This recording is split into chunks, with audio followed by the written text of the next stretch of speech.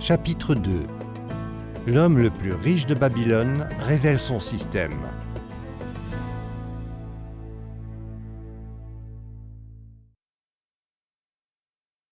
Dans l'ancienne Babylone, vivait autrefois un homme très riche nommé Arcade.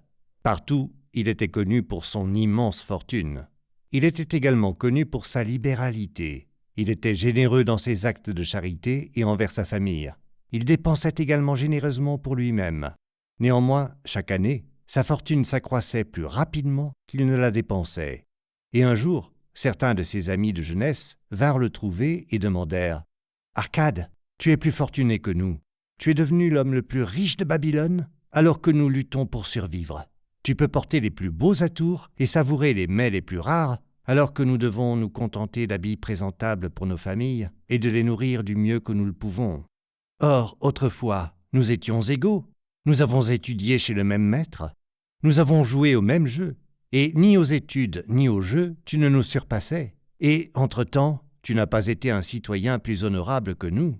Tu n'as pas non plus travaillé plus dur ou plus assidûment, pour autant que nous puissions le juger. Alors, pourquoi un sort capricieux t'a-t-il désigné pour apprécier les bonnes choses de la vie, tout en nous ignorant, nous qui les méritons tout autant ?» Là-dessus, Arcade protesta en disant « Si vous n'avez accumulé aucune richesse depuis les années de notre jeunesse, c'est faute d'avoir appris ou respecté les règles qui gouvernent l'enrichissement. Le sort capricieux est une déesse cruelle qui n'apporte de bien permanent à personne. Au contraire, elle apporte la ruine à presque tous les hommes qu'elle couvre d'or immérité. Elle crée des dilapidateurs qui dépensent aussitôt tout ce qu'ils reçoivent et se retrouvent assaillis par des appétits et désirs écrasants qu'ils n'ont pas la capacité de gratifier. D'autres qu'elle favorise deviennent des avares, qui thésaurisent leur fortune et craignent de la dépenser, conscients de ne pas posséder la capacité de la remplacer. Eux aussi sont assaillis par la crainte des voleurs et se condamnent à vivre une existence vide et de misère secrète. Il y en a probablement d'autres qui peuvent accepter de l'or immérité et le faire fructifier et continuer à être des citoyens heureux et contentés. Mais ils sont tellement rares que je ne les connais que par ouï-dire. Songez aux hommes qui ont soudain hérité d'une fortune et voyez si ce que je dis n'est pas vrai. » Ses amis reconnurent qu'il avait raison quant aux hommes de leur connaissance qui avaient hérité de leur fortune. Ils le conjurèrent de leur expliquer comment il avait fait pour amasser une telle fortune. Aussi, il continua. « Quand j'étais jeune, j'ai regardé autour de moi et j'ai vu toutes les bonnes choses qui existaient pour apporter le bonheur et le contentement. Et j'ai réalisé que la richesse augmentait leur pouvoir. La fortune est un pouvoir. Grâce à la fortune, de nombreuses choses sont possibles. L'on peut décorer sa maison avec le plus somptueux mobilier. L'on peut voguer sur les mers lointaines. L'on peut déguster les mets fins de contrées éloignées. L'on peut acheter les ornements du doreur et du tailleur de pierre. L'on peut même ériger d'imposants temples à Dieu. L'on peut faire toutes ces choses et de nombreuses autres qui ravissent les sens et satisfont l'âme. Et ayant réalisé tout cela, je me suis promis que je m'approprierais ma part des bonnes choses de la vie. Je ne serai pas l'un de ceux qui regardent de loin, avec envie, les riches jouir de leur fortune. Je ne me contenterai pas de revêtir les habits les moins chers, qui paraissent respectables. Je ne me satisferai pas du sort d'un homme pauvre. Au contraire, je m'inviterai à ce banquet des bonnes choses. Étant, comme vous le savez, le fils d'un humble marchand, venant d'une famille nombreuse et n'ayant aucun espoir d'hériter, et n'étant pas doté, comme vous l'avez dit si franchement, de pouvoir ou de sagesse supérieure, j'ai décidé que si j'allais accomplir ce que je désirais, j'allais devoir y consacrer du temps et de l'étude. En ce qui concerne le temps, tous les hommes en ont en abondance. Vous, chacun d'entre vous, avez laissé passer suffisamment de temps pour vous enrichir. Or, vous reconnaissez qu'il n'en est pas ressorti grand-chose, à part vos bonnes familles, dont vous pouvez assurément être fiers. En ce qui concerne l'étude, notre sage professeur ne nous a-t-il pas appris qu'il y avait deux sortes d'apprentissage? La première qui traite des choses que nous avons apprises et connaissons déjà, la deuxième qui nous forme à découvrir ce que nous ignorons. Par conséquent, j'ai décidé de découvrir comment l'on pouvait s'enrichir et, après l'avoir découvert, d'en faire mon travail et de le faire bien. Car n'est-il pas sage d'essayer d'en profiter tant que nous résidons sous le soleil, puisque suffisamment de regrets nous envahiront lorsque nous partirons pour l'obscurité du monde des esprits? Jeune homme, je travaillais en tant que scribe au hall des archives, et pendant de longues heures chaque jour, j'écrivais sur des tablettes d'argile. Semaine après semaine, mois après mois, je travaillais dur, sans gagner plus que le nécessaire pour vivre.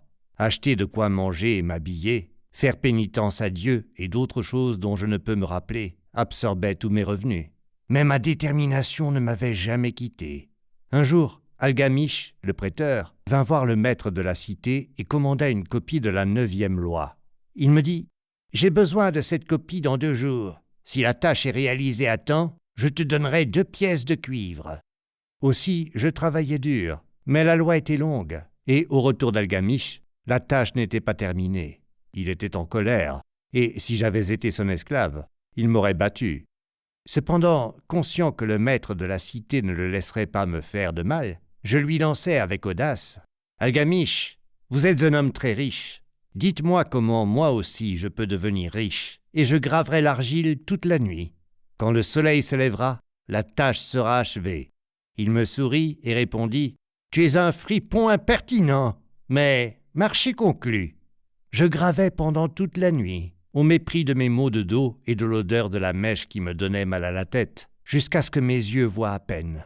Mais lorsqu'il revint au lever du jour, les tablettes étaient terminées. « Maintenant, dis-je, dites-moi ce que vous m'avez promis. »« Tu as rempli ta part du marché, fils, me dit-il gentiment, et je suis prêt à remplir la mienne.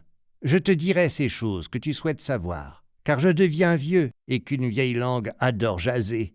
Et quand la jeunesse se tourne vers la vieillesse pour des conseils, elle reçoit la sagesse de l'âge. Or, trop souvent, la jeunesse s'imagine que la vieillesse ne connaît que la sagesse d'époques révolues et donc n'en profite pas. Mais souviens-toi de ceci, le soleil qui brille aujourd'hui est le soleil qui brillait quand ton père est né, et il brillera toujours quand ton dernier descendant basculera dans les ombres. Les pensées des jeunes, continua-t-il, sont des choses vives, qui brillent comme les météores qui illuminent souvent le ciel. Mais la sagesse de l'âge est comme les étoiles fixes, qui brillent de manière si inchangée que le marin peut se fier à elles pour ajuster son cap. Écoute-moi bien, car sinon tu échoueras à comprendre la vérité de ce que je vais te dire, et tu penseras que ton travail de cette nuit aura été en vain. » Puis il m'adressa un regard perspicace sous ses sourcils broussailleux, et dit d'un ton bas, déterminé, « J'ai trouvé le chemin de la fortune quand j'ai décidé qu'une partie de ce que je gagnais me revenait, et tu le trouveras aussi. » Puis il continua à me regarder d'un regard perçant, sans rien ajouter. « Est-ce tout ?» demandai-je. « Cela suffit à changer le cœur d'un gardien de moutons en celui d'un prêteur, » répondit-il. « Mais tout ce que je gagne me revient, non ?» demandai-je. « Loin s'en faut, » répondit-il. « Ne paies-tu pas celui qui te fournit en habits? Ne paies-tu pas celui qui fait tes sandales? Ne paies-tu pas les choses que tu manges? Peux-tu vivre à Babylone sans dépenser? Que te reste-t-il de tes revenus du mois dernier et de l'année dernière? Imbécile, tu paies tout le monde sauf toi-même. Abruti, tu travailles pour les autres. Autant devenir esclave et travailler pour ce que ton maître te donne à manger et à porter. Si tu gardais pour toi 1/10 de tout ce que tu gagnes, combien aurais-tu accumulé en 10 ans? Ma connaissance des chiffres ne m'abandonna pas, et je répondis « Autant que je gagne en 1 an. » « Tu dis des demi-vérités, » rétorqua-t-il. « Chaque pièce d'or économisée devient un esclave qui travaille pour toi. Chaque pièce de cuivre qu'elle te rapporte est son enfant, qui peut également te rapporter. Si tu deviens riche, alors le capital que tu as économisé doit te rapporter, et ses enfants doivent te rapporter, et les enfants de ses enfants doivent te rapporter, que tous puissent contribuer à générer l'abondance que tu recherches. Tu penses que mes conseils ne valent pas ta nuit de travail, continua-t-il. Mais je te rémunère 1000 fois plus si tu as l'intelligence de comprendre la vérité que je t'offre. Une portion de tout ce que tu gagnes te revient. Celle-ci devrait représenter non moins d'1/10, indépendamment de ce que tu gagnes. Elle peut être autant que tu peux te le permettre. Paie-toi d'abord. N'achète pas plus de tuniques et de sandales que tu ne peux te le permettre avec le reste, tout en gardant assez pour acheter de quoi manger. faire de bonnes actions et faire pénitence à Dieu. La richesse, comme un arbre, pousse à partir d'une minuscule graine. La première pièce de cuivre économisée est la graine à partir de laquelle ton arbre de richesse poussera. Plus tôt tu plantes cette graine, plus vite ton arbre grandira. Et plus assidûment tu nourris et arroses cet arbre avec des économies régulières, plus vite tu pourras nager dans le bonheur sous son ombre. Sur ce, il prit les tablettes et sortit. Je songeais longuement à ce qu'il m'avait dit, et cela me sembla raisonnable. Aussi, je décidai que j'allais suivre son conseil. Chaque fois que j'étais payé, je prélevais une pièce pour chaque 10 pièces de cuivre et je la cachais. Et tout étrange que cela puisse paraître, je n'étais pas plus à court de moyens qu'avant. Je remarquais à peine la différence à mesure que j'épargnais. Mais souvent, tandis que mes réserves s'accroissaient, j'étais tenté de tout dépenser sur certaines des bonnes choses qu'offraient les marchands, apportés par chameau ou par bateau depuis le territoire des Phéniciens. Mais, sagement, je m'en abstins.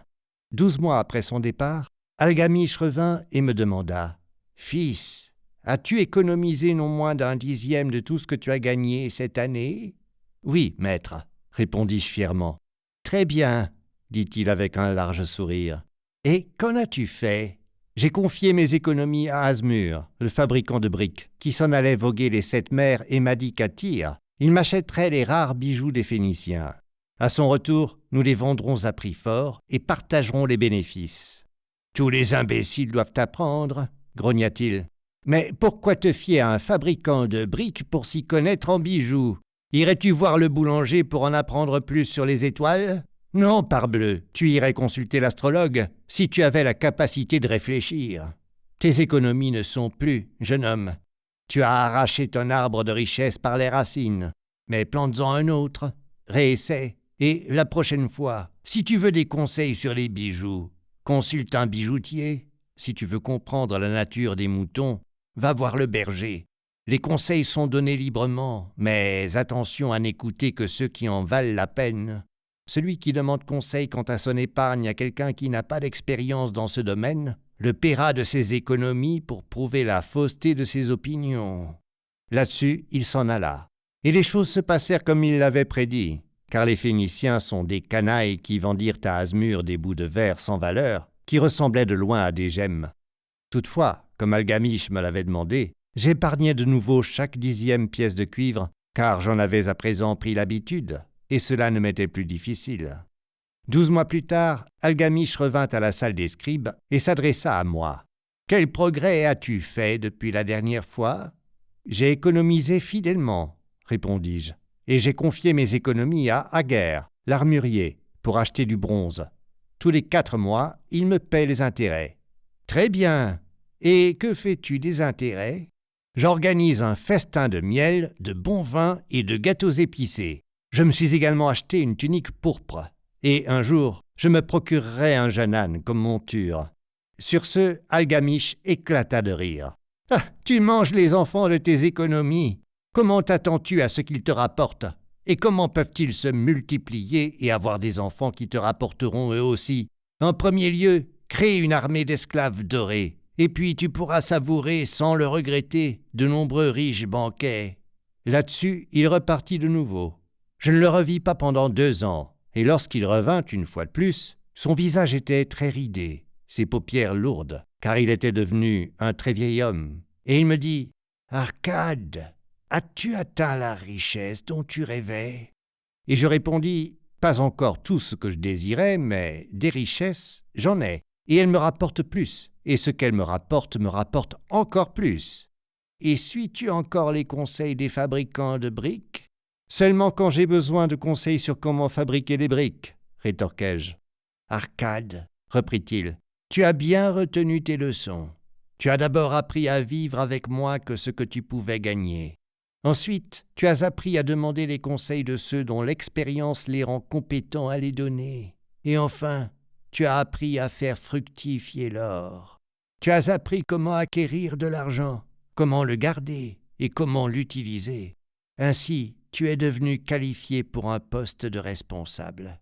Je me fais vieux. Mes fils ne pensent qu'à dépenser et se moquent de gagner leur vie. Mon patrimoine est vaste, et je le crains trop important pour que je m'en occupe. Si tu acceptais de te rendre à Nippur pour t'occuper de mes terres, je ferais de toi mon partenaire et tu recevrais une partie de mon patrimoine. » Aussi, je partis pour Nippur et je pris la charge de son patrimoine, qui était conséquent.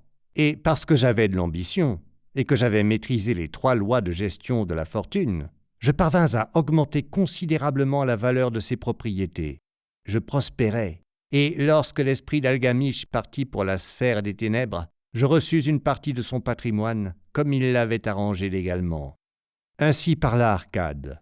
Lorsqu'il eut terminé son récit, un de ses amis lança « Tu as eu de la chance qu'Algamish fasse de toi son héritier. De la chance dans le sens où j'avais le désir de prospérer avant de l'avoir rencontré. Pendant 4 ans, n'ai-je pas prouvé ma détermination à réussir en économisant 1/10 de tout ce que je gagnais? Dirais-tu d'un pêcheur qu'il a de la chance, alors que pendant des années il a étudié les habitudes des poissons, afin de savoir où lancer ses filets à chaque changement de vent? L'opportunité est une déesse hautaine, qui ne perd pas de temps avec ceux qui ne sont pas préparés. Tu devais avoir une volonté de faire pour continuer après avoir perdu les économies de toute une année. Tu es inhabituel à cet égard, dit un autre. Volonté, rétorqua Arkad. Quelle bêtise! Pensez-vous que la volonté donne à l'homme la force de soulever un poids qu'un chameau ne peut pas porter, ou de tirer un chargement qu'un bœuf ne peut faire bouger? La volonté n'est autre que la résolution inébranlable de mener à bien une tâche que vous vous êtes fixée. Si je me fixe une tâche, aussi insignifiante qu'elle soit, je l'accomplis. Comment pourrais-je me faire confiance pour effectuer des tâches importantes sinon? Si je me dis, pendant 100 jours, tandis que je traverse le pont qui mène en ville, je ramasserai un caillou sur la route et le jetterai dans le fleuve, alors je le ferai. Si, le 7e jour, je franchis le pont en oubliant, je ne me dirai pas « demain, je jetterai 2 cailloux et ce sera réglé ». À la place, je reviendrai sur mes pas et je jetterai le caillou. Le 20e jour, je ne me dirai pas non plus « Arkad, ceci ne sert à rien. À quoi bon jeter un caillou tous les jours? Lance-en une poignée et qu'on en termine. » Non, ce n'est ni ce que je me dirai, ni ce que je ferai. Quand je me fixe une tâche, je la mène à bien. Par conséquent, je fais attention à ne pas me lancer dans des tâches difficiles et impraticables, parce que mon temps libre est bien trop précieux. Alors, un autre de ses amis prit la parole. « Si ce que tu dis est vrai, et cela semble, comme tu l'as dit, raisonnable, alors si c'est si simple, et que tous les hommes suivaient cette règle, il n'y aurait pas assez de richesse pour tout le monde. » « La richesse croît là où les hommes dépensent de l'énergie, » répondit Arkad. « Si un homme riche se construit un nouveau palais, l'or qu'il a dépensé est-il perdu? Non, le fabricant de briques en a reçu une partie, l'ouvrier aussi, ainsi que l'artiste, et tous ceux qui travaillent sur la maison en reçoivent une partie. Pourtant, une fois le palais terminé, n'en valait-il pas le prix? Et la terre sur laquelle il se dresse ne vaut-elle pas plus par sa simple présence? Et la terre adjacente n'est-elle pas plus précieuse à présent? La richesse croît par magie. Aucun homme ne peut prédire ses limites. Les Phéniciens n'ont-ils pas érigé de grandes villes sur des côtes stériles grâce à la richesse qui leur vient de leurs bateaux et du commerce maritime? Alors que nous conseilles-tu de faire pour que nous devenions riches? Demanda un autre de ses amis. Les années ont passé, nous ne sommes plus les jeunes hommes que nous étions, et nous n'avons rien mis de côté. Je vous conseille de suivre la sagesse d'Algamish et de vous dire « Une partie de tout ce que je gagne me revient. Dites-le le matin quand vous vous levez. Répétez-le à midi. Dites-le encore le soir. Dites-le chaque heure de chaque jour. Répétez-le jusqu'à ce que les mots se découpent comme des lettres enflammées dans le ciel. Laissez-vous impressionner à cette idée. Remplissez-vous de cette pensée. Puis, économisez la portion qui vous semble sage, mais qu'elle ne constitue pas moins d'1/10 de vos revenus. Et mettez-la de côté. Réorganisez vos autres dépenses si nécessaire, mais économisez d'abord cette portion. Bientôt, savoir que vous avez un capital à votre nom vous apportera un sentiment de richesse. Tandis qu'il croît, votre motivation suivra. Une nouvelle joie de vivre vous exaltera. Vous ferez de plus grands efforts pour gagner plus. Car, à revenus plus importants, n'économiserez-vous pas toujours le même pourcentage? Ensuite, apprenez à faire fructifier votre trésor. Faites-en votre esclave. Faites que ses enfants et les enfants de ses enfants vous rapportent. Assurez-vous des revenus pour votre avenir. Regardez les anciens et rappelez-vous qu'à l'avenir, vous aussi serez l'un d'entre eux. Ainsi, investissez votre trésor avec prudence, afin d'éviter de le perdre. Les intérêts usuraires sont des sirènes trompeuses qui chantent pour que s'échouent les imprudents sur les écueils de la perte et des remords. Subvenez également aux besoins de votre famille, qu'elle soit à l'abri du besoin si Dieu vous rappelait à lui.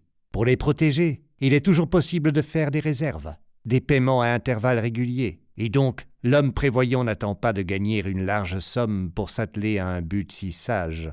Demandez conseil aux sages. Obtenez les conseils des hommes dont le travail quotidien est la gestion de l'argent. Laissez-les vous garder de l'erreur que j'ai moi-même faite en confiant mon argent au jugement d'Azmur, le fabricant de briques. Un petit rendement et un rendement sûr sont bien plus désirables que le risque. Profitez de la vie tant que vous le pouvez. N'exagérez pas. N'essayez pas d'économiser trop. Si 1/10 de vos revenus est tout ce que vous pouvez épargner confortablement, soyez satisfait de cette portion. Vivez selon vos revenus et n'ayez pas peur de dépenser. La vie est bonne et la vie est riche de choses qui valent la peine, de choses à savourer. Ses amis le remercièrent et s'en allèrent.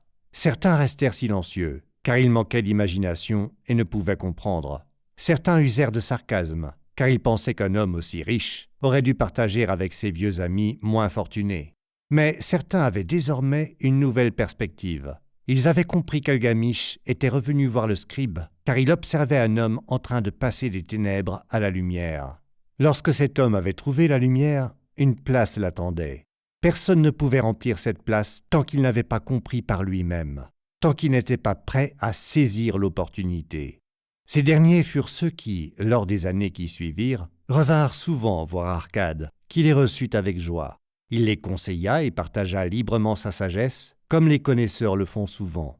Il les aida à investir leurs économies afin qu'elles leur rapportent des intérêts en toute sécurité, en évitant de les perdre ou de les lier à des investissements qui ne payaient aucun dividende. Le tournant dans leur vie arriva le jour où ces hommes comprirent la vérité qui avait été transmise d'Algamish à Arcade, puis d'Arcade à eux-mêmes. Une portion de tout ce que vous gagnez vous revient. Conservez-la.